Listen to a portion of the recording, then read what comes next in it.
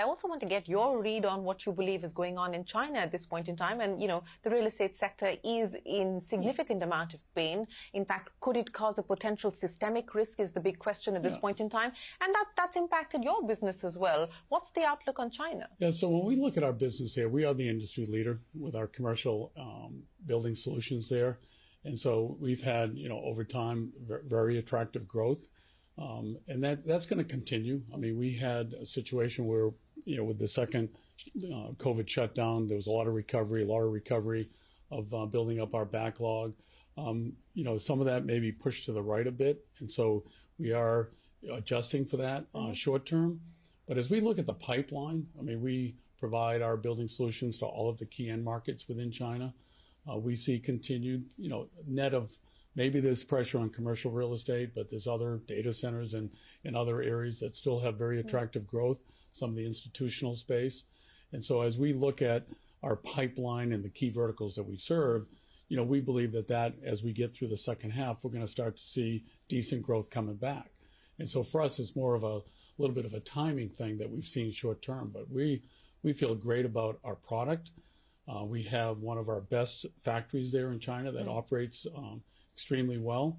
And then, like I said, from a market back standpoint, we see very attractive opportunities to continue.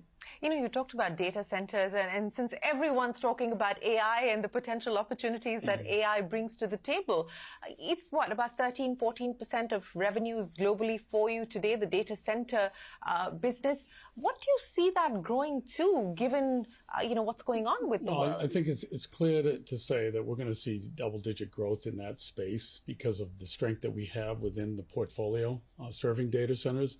Like I said, we're the industry leader with all of the cooling technologies. So when you look at water-cooled chillers or air-cooled chillers or some of the packaged cooling systems that we deploy, when you look at the future data centers, they're going to run hotter because of AI chips. They're going to require more cooling. We're going to have to be innovative because space becomes limited. And so how data centers are built and ultimately how they're utilizing space will matter.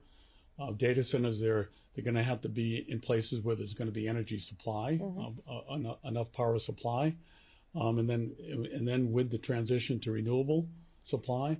And so those are all the factors that are coming into play as we work with all of our customers in laying out what their roadmaps are. And then as a technology partner, as a solutions partner, how do we then co-innovate and make sure that they're positioned to be able to achieve their growth ambitions? And you can imagine it is significant across the board. So for us, we believe that we can get a higher market share in that space because of the differentiation with the combination of our HVAC equipment, cooling technology, with the use of digital, with connected data centers, that there's tremendous growth opportunity. So that percentage will continue to grow as a percent of revenue for Johnson Controls.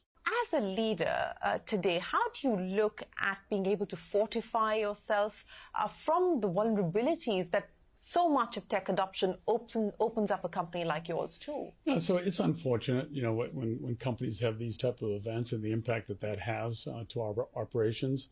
What I would say is the way that our team responded to that, and we had very robust business continuity plans in place. We quickly got through the event as we got through the first quarter. Certainly we had an impact from that on the first quarter. But what I would tell you is the momentum is back. We're back operating at full steam as we get into our second quarter. Coming back to the India opportunity, potential inorganic opportunities as well that you scout for here in India?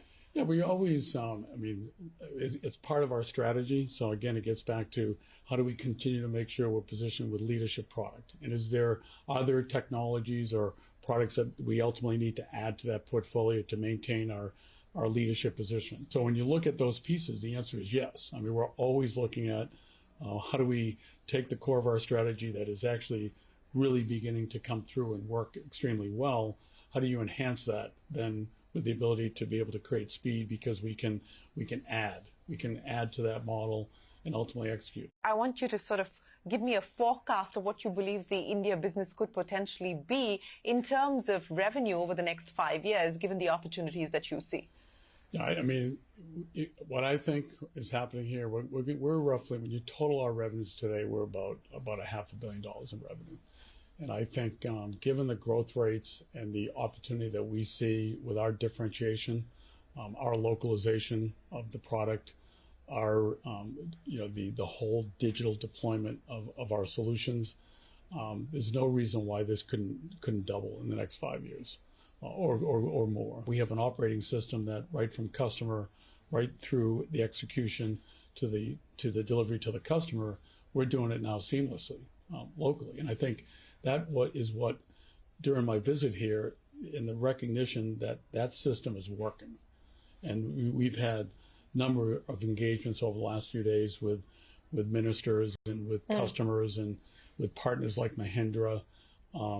Everyone shares the same excitement. So let me end then by asking you about the innovations that you're working on, that you're excited about, and that give us a glimpse into the future of healthy, sustainable buildings. Well, I'm an engineer, so I mean, one thing I do love about my job is the technology and the work that we do around R&D, and I engage with our engineers across the globe. And I couldn't be more excited about the breakthrough technologies that are coming through.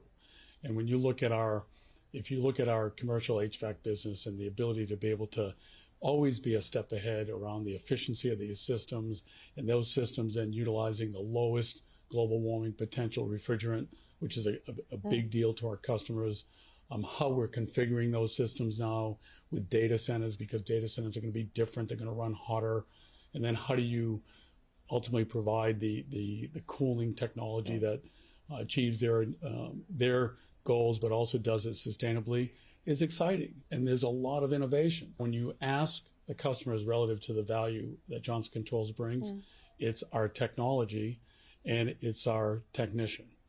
And when in the technician, the delivery of our technology, when we ask customers what drives your success, it's the technician.